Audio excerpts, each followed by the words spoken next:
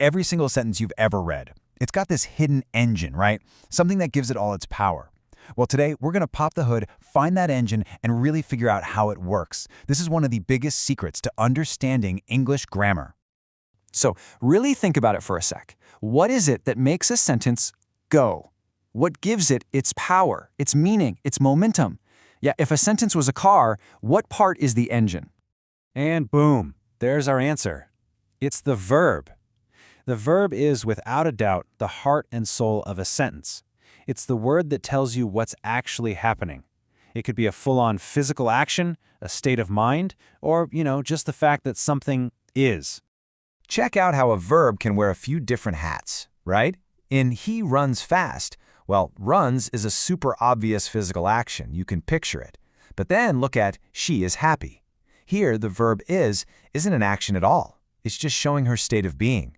And with they play football, we're back to an action. See? In every single case, that verb is the absolute power source.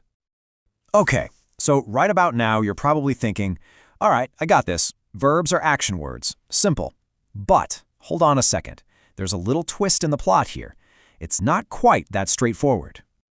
That's right. There are actually two main types of verbs that we've got to get a handle on if we really want to master how sentences work. And trust me, once you see the difference between them, a whole bunch of other grammar stuff is suddenly going to make so much more sense. So here they are. Our two categories are main verbs and helping verbs. And honestly, the absolute best way to think about this is like a movie cast. You've got your main verb, that's the star of the show, the A-lister carrying the whole movie. And then you've got the helping verb. That's your amazing supporting actor, the one who makes the star look even better. All right, let's put the spotlight on our main character first. Let's talk about the star of the sentence, the main verb. So, the main verb, sometimes called the principal verb, is the real heavyweight here. This guy can usually stand all on its own in a sentence because it carries all the essential meaning. It tells you the number one most important thing that the subject is doing or being. And these are the classics, right? Words just packed with meaning. Eat, go, read, write, sing, play. The second you hear one of these, you instantly get a clear picture in your head. You know exactly what's going on. Just look at this sentence. I eat rice. The verb eat tells you the whole story of the main action. It doesn't need any backup. It's the star, right there front and center. And here's another one, just as clear. She writes a letter. Again, that verb writes is doing all the heavy lifting. It's the engine, pushing the meaning forward all by itself. That, my friends, is the power of a main verb. But hey, even the biggest movie star needs a great supporting cast, right? So it's time to meet the unsung heroes of the sentence. Let's talk about helping verbs.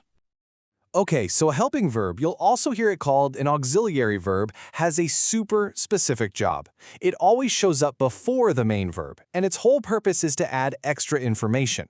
It helps clear things up, like when did the action happen, or what's the mood or the vibe of the sentence.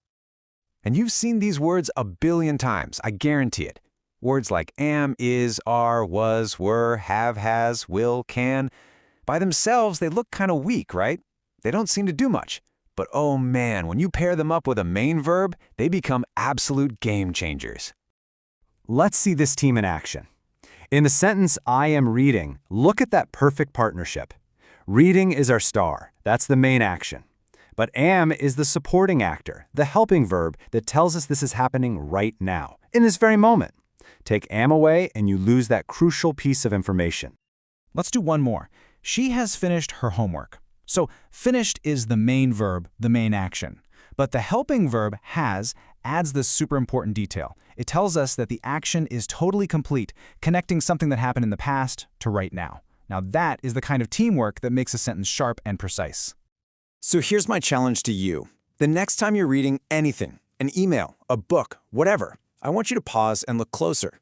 Find that verb and ask yourself, is this the star of the show, or is it the essential supporting actor?